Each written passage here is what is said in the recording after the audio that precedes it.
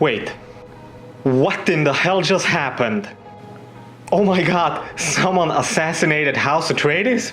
I can't believe it. I was already doomed, but the game gave me a second chance. Hello and welcome to this video. I'm Pixelated Quest and today we'll be playing Dune Spice Wars and figuring out if it's worth playing. If you like this video, please consider subscribing to my channel or leaving a like or a comment. Dune Spice Wars is a 4X real-time strategy game developed by Shiro Games and published by Funcom. In the game, the player tries to dominate the planet of Arrakis diplomatically or militarily. The game was released in early access in April 2022 and was fully released in September 2023 and takes place in the Dune universe. Just to clarify, 4X is a subgenre of strategy-based computer and board games and includes both turn-based and real-time strategy titles and means explore, expand, exploit, exterminate. The game utilizes a tile system where certain tiles have resources like spice and minerals, and unique tiles such as the polar ice caps can produce large amounts of water for the player. The deep desert serves the same purpose as oceans do in other titles, being impassable by troops unless you have certain research done.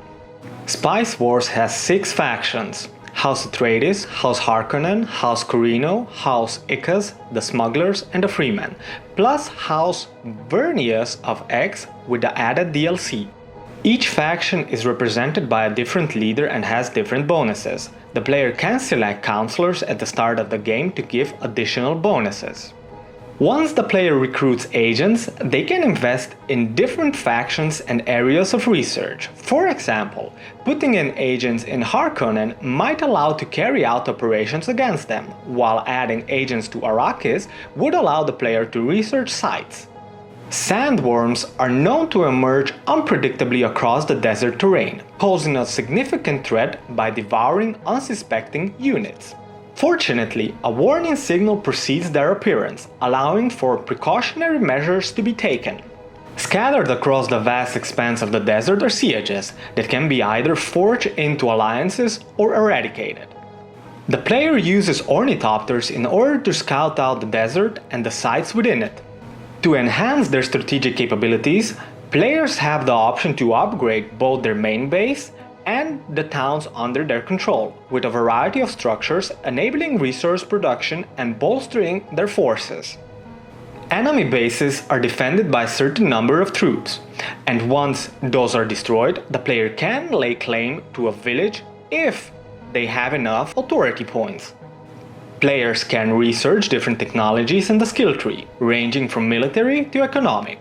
But in order to survive and expand, the player needs to have enough Solari, military power, water, and authority to retain control over their dominion. Spice can be used for diplomacy and trade, and in order to retain standing with the Landsraad, the player must pay a tax after a certain number of in-game days. Failing to pay the spice tax will reduce the player's standing within the Landsraad and as a result reduce the number of votes available to their faction. The Landsraad convenes every couple of weeks and the player can choose what issues are voted on and whether they or their enemies receive certain buffs or debuffs. At the time of this recording, there are currently 1,167 players in the game, with a 24-hour peak of almost 2,000 concurrent players and with an all-time player peak of 8,397 concurrent players in the game on release day on April 25th, 2022. So, with about 20 hours into the game, I'm ready and here's my take on it. As usually, I go for the single player mode and I pick my faction, House Harkonnen, as I do most of the time while playing Dune. I also pick the AI players, House Corrino and House Atreides, and with the difficulty mode set to normal. With my abundant 20-hour skill set, I should be able to deal with them, so I thought, but keep this in mind for later in the video. After we choose a territory and the council members, we are ready to start playing. Early on, I aim to uncover as many territories as possible so I can determine which of the tiles is best suited and which part of the territory I will focus on first. Normally, when I find spice, I claim the territory, and I do so now as well. I send my 2 military units to conquer the first tile in this game, with a spice field on it. Once I control the city, I set up the refinery and deploy my first spice harvester. Immediately afterwards, I deploy my 2 units again and try to conquer the next city. You see, you can win any game in Dune by either owning 50% of the co-op shares, or by beating all other players on the map, or by having 30,000 hegemony points, which are generated by completing special orders and controlling cities. After taking over the second city and claiming this territory, I build a processing plant, which will generate me 24 Solari, as this tile has a rare element on the ground. Afterwards, I set up as always a militia to protect the city from any invading rebels or other players, for which I do not have to wait very long. A band of local rebels attacks my new city. So after I mop the floor with the rebels, the first lance rot is set to start. I go for the 30% authority production and got slaughtered with the votes by House Atreides. Continuing to develop the 2 cities and constantly adding new units to my military is somewhat a priority in this game if you want to have a chance of winning. So I set my eyes on another neighboring city with, again, a spice field on it. But my completely uncoordinated attack on it proves to backfire on me. Now, with the ornithopters, you can uncover special sites, and these can be either studied by assigning an agent to it or sending a military unit to it. Here, I used an agent and uncovered a siege hideout, which can bolster my army if I can befriend them later on in the game. Every so often, you get trading requests from other players. In my experience, they are mostly always a bit one-sided, and if I am not short on Solari, then I reject them. Again, more raiders appear. And then finally, the first Sandworm appears. Now, you will see in this video how not to recall your harvesters. I don't know what the hell was going on during this gameplay, but I swear I do not suck as much as this video might make me appear. From what I can only assume was a total of 50 Sandworm attacks or more during this video recording, I managed to rescue only one. I swear the game was toying with me, and this should not be the only instance of me making this claim. Anyhow, I again tried to conquer the city from before, and this time I sent 3 instead of 2 units, and to my complete surprise we don't get killed and I claim the city. With the new city conquered, I build a refinery and start to harvest spice on that tile as well. Immediately, I grab the military units available and send them off to conquer the next city. Now, this tile has a special element on it, the energy source, which will allow me to build a fuel cell factory and later allow me to build combat probes. At this point, I have 2 spice tiles, 1 energy source, and a rare element field for Solari production. Things are shaping up pretty well.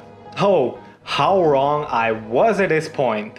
Once the fuel cell production is running, I start to build the combat probes. As you can see, I have a somewhat small territory, but this can be beneficial if another player sets an assassination attempt on you. In such a case, you want to have just a few cities where you need to search through the cells rather than a dozen cities where you will likely not be fast enough to find where the hidden cell is hiding and get assassinated in the end. These are the special events. The more of these rewards you can claim, the more hegemony points you will rack up, which is important if you are not generating enough Solari and your military has trouble just finding its way through the desert, as then hegemony will likely be the only choice for you to win a campaign. Another damn Sandworm appears and I lose another harvester. I also lose another Lance Rot event.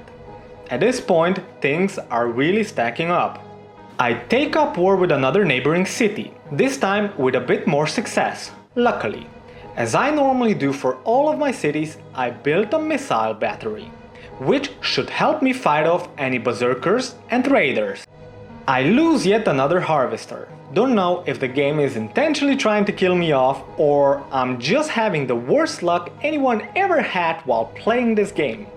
At some point I realized that House Atreides is also looking at the hegemony finishing line, where they accumulated a little over 16,000 hegemony points, which is almost double to my 9,200 points. If things go on like this, I will need to attack them at some point in the game. I focus on spice production mainly now and lose another harvester. At this point, the game is just having a splendid time with me. Honestly, that took me 3 seconds to react to that sandworm, and yet I lose a harvester. What the hell, game? Then I pick my hero, and I go with Nefut here. Try to conquer another city. This one I only try to conquer because it has a siege hideout on it, and you can only interact with them if you own the tile they're on. I lose another harvester. This seems to be a running theme of this video at this point. Then I mainly focus on building up my army to the max, as I will be attacking House Atreides. I am now increasingly getting more and more concerned about their progress on the hegemony points. At this point they are almost over 20,000 hegemony points, while I am a little over 11,500 points. So I focus all my energy on building my military and stockpiling all my resources in the event I lose the battle against them, so I have something to fall back onto. I gather almost all of my military power in one city and try to go for a surprise attack, and even apply the defense sabotage to their advanced outpost. After a few very short moments, House Atreides calls up their armies, and I lose all of my military units. At this point it seems the game was already somewhat decided, with House Atreides having more than 21,000 hegemony points, and me just completely getting annihilated in the battle. But the game was not over yet at this point. Oh no, not at all. House Atreides declares open war on me, as expected after I tried to destroy their home base out of the blue. By some absolute miracle I managed to fight them off, and even more, I proposed a truce to House Atreides, and to my complete and utter disbelief, they accepted. That went somewhat well, I think. I tried to rebuild my army as fast as possible, and at this point I'm just trying to Hail Mary it, as I don't see much other than the force of God helping me to win this one. I go and conquer 2 more cities to give my hegemony score a little boost. Build some more military units and conquer another city. Now with House Atreides a little over 25,000 hegemony points and me at 18,500, I see little hope of winning this game. But is it over yet? I swiftly take control of the most northern city here, and I am now a little over 20,000 hegemony points. And this gives me some hope, so I focus again on fast military production, but then House Atreides sends a few units down one of my territories. With my full force, I am only barely able to withstand their attack. While I haven't lost too many units, this is still a huge blow to me. Looking at the hegemony points, realizing I am defeated, with House Atreides being just 900 points short of victory, the game seems to be over. After a last-ditch attempt at attacking them where I lost again all of my military, the game is doomed for me. But then this happens. The leader of House Atreides gets assassinated. Could it be the game is trying to make it up to me after destroying an ocean of my harvesters? Oh my god, I can't believe this just happened. And just like that, House Atreides is gone, and I'm given another shot at this game. But now House Corrino, which I absolutely did not have on the radar before because I was only focusing on House Atreides, is leading the hegemony race. With over 26,000 hegemony points to my 20,000, this is still not decided if you ask me, so I make all efforts. I focus on rebuilding my entire army again for the 3rd time during this session and try to expand my territories as fast as I can. While trying to take control of a neighboring city, I see in the top left that House Corrino has sent a significant amount of military units somewhere. Well, I wonder where to. Very soon I get my answer. I manage to fight them off, but again lose a vast portion of my army, and after looking at the hegemony points again, I know that the game is over. If yet another unexpected turn does not happen as it did before. But no, it does not. I am defeated, House Carino wins the game. Well, there you have it. After 2.5 hours, it is over. I lose. Dune: Spice Wars is a highly detailed and unforgiving resource management game that will likely have you replaying territories over and over to test the limits of your abilities. The game aims to follow the predetermined storyline of the books and movies that feature the main protagonist, which is Arrakis itself. In addition to its detailed setting, the game features an absolutely gorgeous intro, which I personally always enjoy watching, creating a strong build-up of expectations. At the time of this recording, the game is rated as mostly positive on Steam, with a review score of 79%, based on 8,937 total reviews being positive. Now for some reviews. All of my troops died to a worm, 10 out of 10. Well seasoned and spice, E. Gordon Ramsay. Fun game, very inclusive to plus-size villains, but I hope they add another map. Too much sand and a Roma woman stole my moisture, 10 out of 10. So, should you play Dune: Spice Wars?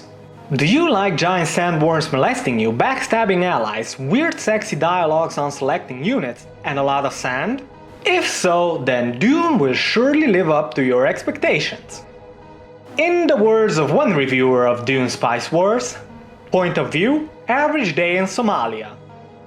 Thank you for watching this video, and if you enjoyed, please consider subscribing to my channel and leaving a like or a comment. This would help me make more such videos and grow my channel. Have a wonderful day!